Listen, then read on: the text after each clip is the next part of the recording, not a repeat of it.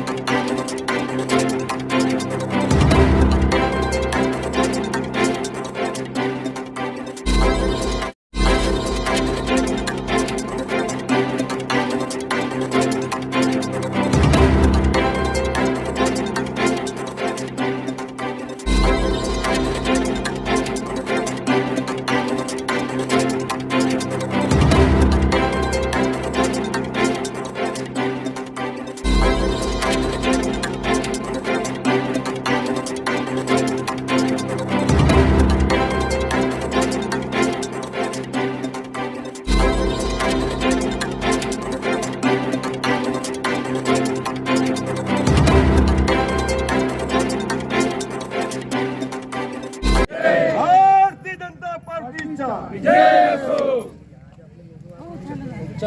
कृष्णा भाऊ तुम आगे बढ़ो, हम तुम्हारे साथ हैं। आमच्या या पूर्व नागपूरचा हा भांडेवाडी भाग हा अनेक वर्षोंगिनतीपासून अविकसित होता।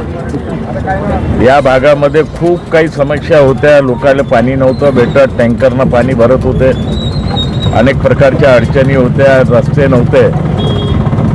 लेकिन या 5-7 वर्षामध्ये आमचा हा भांडेवाडीचा भाग आता नंबर 1 वर आलेला आहे आणि लगातार आम्ही सगळे भागातले रस्ते असेल टप्प्याटप्प्याने आम्ही सगळेच काम या ठिकाणी करत आहोत। ज्या ठिकाणी तुम्ही उभे आहे हा बी मुख्य रस्ता आपण घेतला, त्याचे काम सुरू आहे। आजूबाजूच्या या रस्त्याचे दाय बाय सगळे रस्ते घेतले आहे। भांडेवाडीचा संपूर्ण परिसर आज जे आम्ही 11 करोड रुपयाच्या कामाचे भूमिपूजन नाही तर कामाची आम्ही सुरुवात बी केली आहे। बाजूलेच आपण एक विरंगुळा केंद्र वरिष्ठ नागरिकांसाठी बांधत आहोत, त्याचे आपण भूमिपूजन केलं आहे।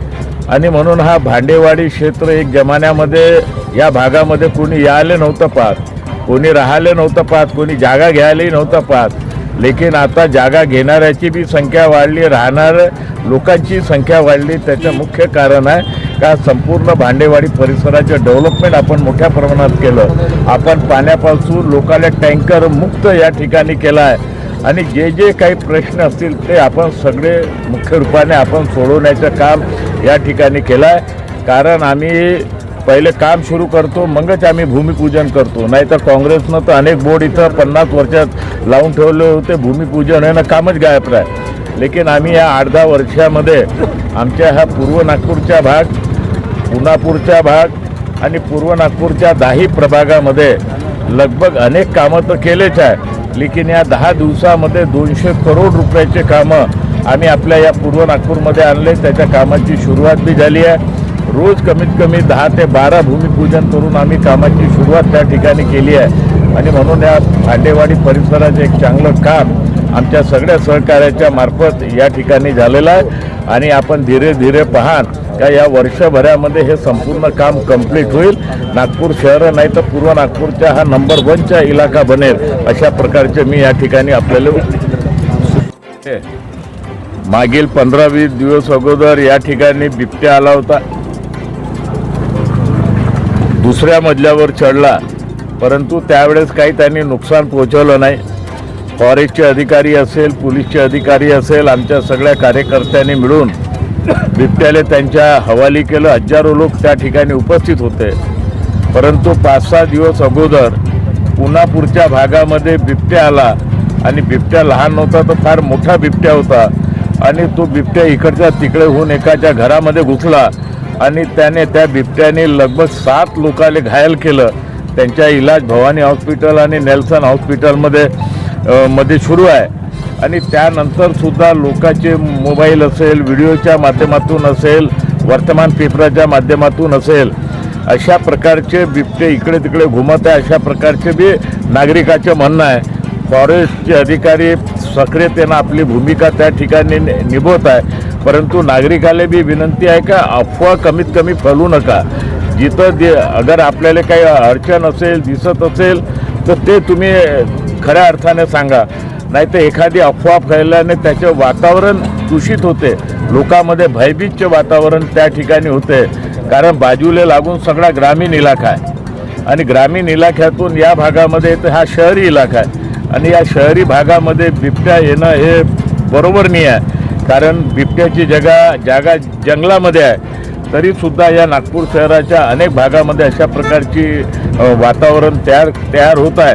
आणि म्हणून लोकांनी सुद्धा या संदर्भात मोबाईलमध्ये याच्यामध्ये व्हॉट्सअप न टाकता अगर खरं असेल तेच त्यांनी टाकावं.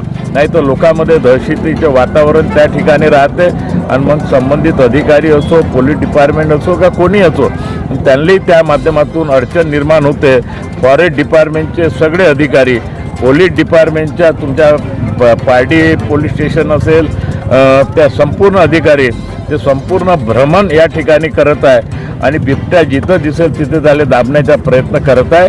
आणि म्हणून नागरिकांनी बी या संदर्भात सतर्क राहण्याची आवश्यकता आहे.